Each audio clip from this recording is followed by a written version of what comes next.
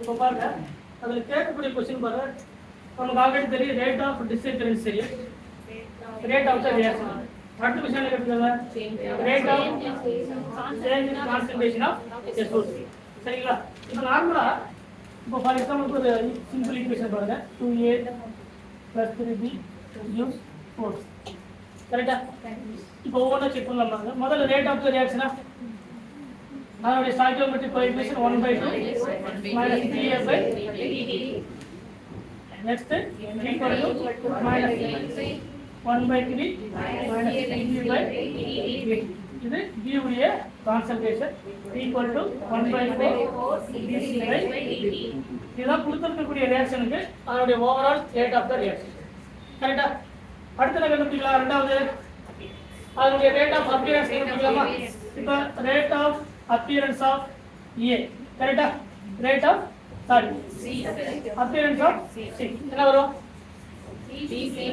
BC by D correct rate of appearance of C மட்டும் தான் product so அது மட்டும் தான் ஃபார்ம் ஆகுது so rate of appearance of C அப்படிங்கிறது BC by D அதோட ஸ்டாய்கியோமெட்ரிக் கோஎஃபிஷியன்ட் இன்க்ளூட் ஆக கூடாது ஏனா அது இன்டிவிஜுவல் ரேட் கரெக்ட்டா அடுத்து rate of disappearance of A rate of disappearance of A உடைய disappearance minus dA/dt minus dA/dt ஓகேவா second question third put the fourth rate of disappearance of B rate of disappearance of B என்னது minus dB/dt appearance and disappearance வரும்போது appearance அப்படினா plus disappearanceனா minus கரெக்ட்டா ஏனா அதோட concentration degrees ஆகுது அதோட concentration increase ஆகுது அடுத்து 5th क्वेश्चन பாருங்க rate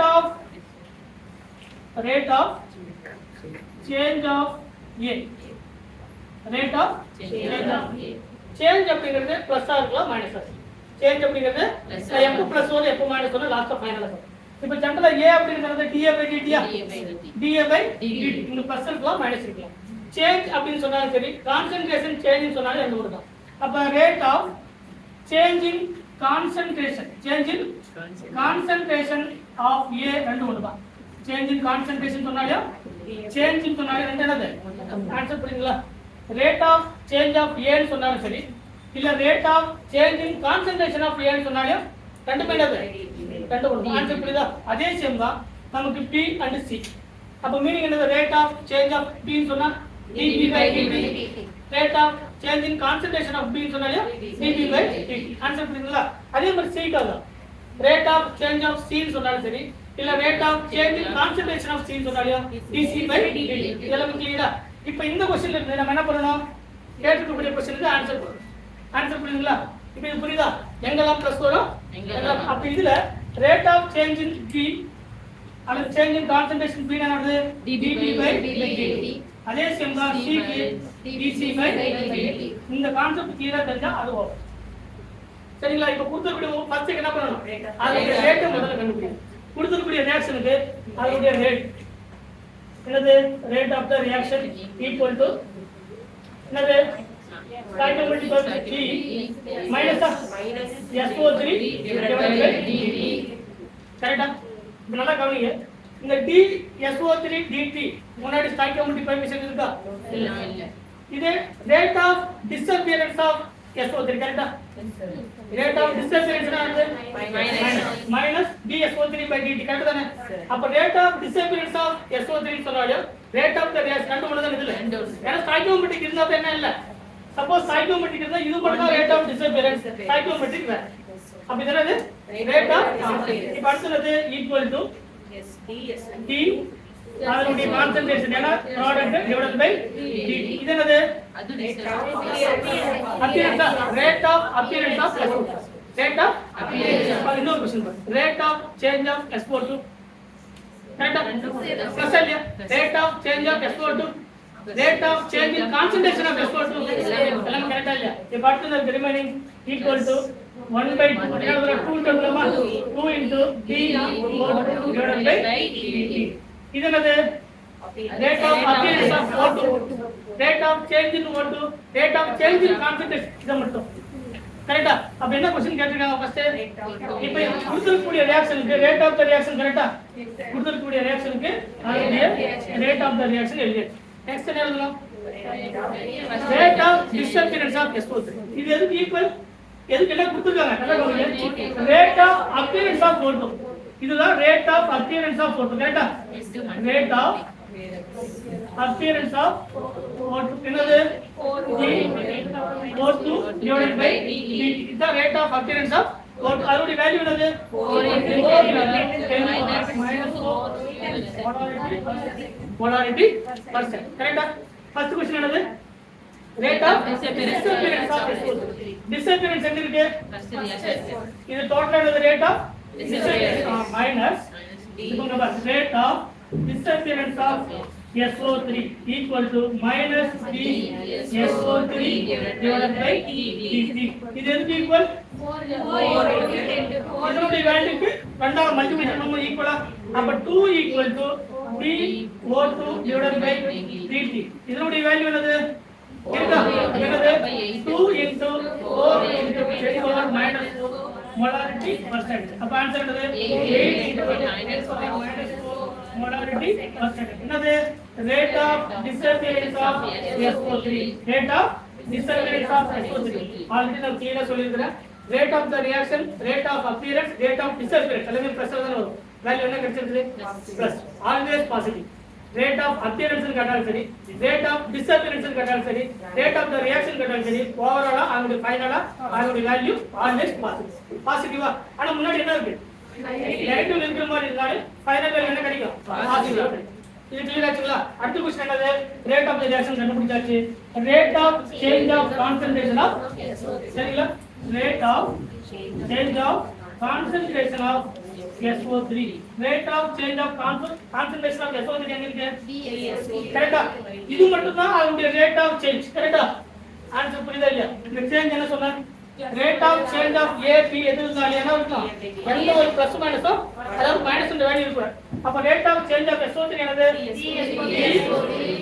SO3 by dt. கரெக்ட்டா?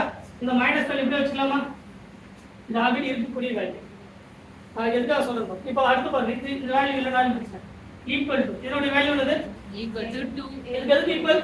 இந்த நெகட்டிவ் வேல்யூ இதுக்கு ஈக்குவலா? எங்க இருக்கு? d rate of disappearance of SO3 அதோட வேல்யூ என்னது? இந்த ஓவரால் வேல்யூ appearance ஓட வேல்யூ ஈக்குவலா இல்லையா? இப்போ என்ன கொடுத்திருக்காங்க? rate of disappearance of SO3. இதோ rate of அவ என்ன கேட்டிருக்காங்க? rate of change of concentration of SO3. கரெக்ட்டா? இப்போ இதோட வேல்யூ எதுக்கு ஈக்குவல்? DSO3 dt எங்க இருக்குன்னு பாருங்க. DSO3 எங்க? DSO3 by dt. இதானே? அப்ப அதோட வேல்யூ என்னது? 8 into 10 power minus 4 molarity per second. கரெக்ட்டா? இது எதோட வேல்யூ? rate of change. இந்த நெகட்டிவ் disappearance. நெகட்டிவ் எங்க? இந்த வேல்யூ தான் என்னது? rate of change of SO3. கரெக்ட்டா? rate of change of SO3. கரெக்ட்டா? கரெக்ட்டா இல்லையா? இந்த நெகட்டிவ் விட்டுருங்க. இந்த ஓவரால் வேல்யூஸ் என்னன்னா rate of disappearance. இந்த வேல்யூ மட்டும் rate of change of concentration of SO3 or rate of change of SO3. கரெக்ட்டா? அப்ப அதோட வேல்யூ வெளியாச்சா? இந்த நெகட்டிவ் சரிங்களா? அப்ப அதோட வேல்யூ என்னது? மைனஸ். சரிங்களா? அடுத்த பாயிண்ட் என்னன்னா கொடுத்திருக்கக்கூடிய rate of the reaction ஃபைனலா நம்ம கன்க்ளூஷன் வந்தாச்சு. rate of the reaction, second rate of appearance of A or B, அதாவது general appearance. அடுத்தது rate of disappearance. இது ஆல்வேஸ் பாசிட்டிவ். ஆல்வேஸ் என்னது? Positive. rate of change or rate of change in concentration. rate of changeல நீங்க ஃபைனலா calculate பண்ணீங்கன்னா ரியாக்டன்டா இருந்தா negative, ப்ராடக்ட்டா இருந்தா positive. நீங்க செக் பண்ணி பாத்தீங்கன்னா அதான் ஆன்சர் கிடைக்கும். Rate of change of SO3 என்னது? எங்களுக்கு ரியாக்டன்டா ஃபைனலா கண்டுபிடிக்கும் என்ன வேல்யூ கிடைச்சிருக்கு? அப்ப ரேட் ஆஃப் சேஞ்ச் அப்படிங்கிறது final value negative. Rate of change in ப்ராடக்ட்டா இருந்தா என்ன வேல்யூ கிடைச்சிருக்கு? இப்போ இதுக்கு நீங்க அந்த SO2 உடைய rate of change in SO2 கண்டுபிடிச்சீங்கன்னா பிளஸ் வரும். சரிங்களா? கண்டுபிடிக்கிறது என்ன? Rate of change in SO2 என்ன வேல்யூ கிடைக்கும்? SO2 எங்க இருக்குது? இதோட வேல்யூ எதுக்கு ஈக்குவல்? இதோட வேல்யூ ஈக்குவலா?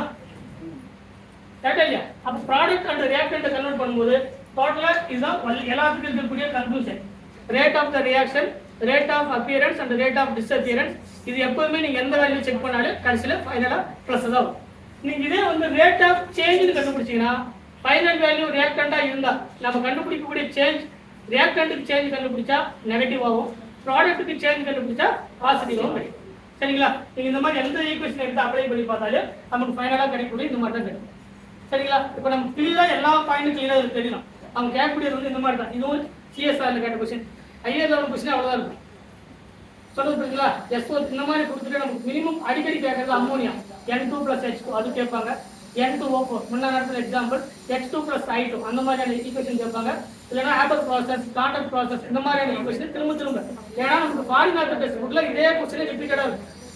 நமக்கு டிஆர்பி பாலிடெக்னிக் டிஆர்பி பெரும்பாலும் என்ன இருக்கோ அதான் கொஸ்டின் கேட்பாங்க. சிஎஸ்ஆர் மாதிரி கிரியேட் பண்ணி அந்த கொஸ்டின் கேட்கறது. சரிங்களா? அப்ப ரேட் ஆஃப் ரியாக்ஷன் என்ன, ரேட் ஆஃப் த ரியாக்ஷன் என்ன, டிஸ்அப்பியரன்ஸ் என்ன, அப்பியரன்ஸ் என்ன, சேஞ்ச் என்னன்னு கண்டுபிடிக்கணும். எல்லாத்துக்குமே சேஞ்ச் அப்படிங்கிறது முதல்ல எப்படி எழுதணும்? அதனுடைய பாசிட்டிவ் இருக்கிற மாதிரி தான் எழுதணும். அது ரியாக்டண்டா இருந்தாலும் சரி, ப்ராடக்டா இருந்தாலும் சரி. ஆனா ஃபைனல் வேல்யூ எப்படி இருக்கும்? ரியாக்டண்டா இருந்தா மைனஸ் ஆகும், ப்ராடக்டா இருந்தா பாசிட்டிவ். நீங்க என்ன செக் பண்ணி பாத்துக்கலாம். சரிங்களா? சப்போஸ் கொடுக்குறாங்க அப்படின்னா ஏதாவது மிஸ்டேக் ஆயிடுச்சுன்னு அர்த்தம். உங்களுக்கு என்ன ப்ராசஸ் கிடைக்குதோ அதை நீங்க நீட்டா இந்த மாதிரியான அப்ளிகேஷன்ல நீங்க நீட்டா போட்டு எழுதுனா சரி. சரிங்களா? இது ஏதாவது டவுட் இருக்காதுல்ல?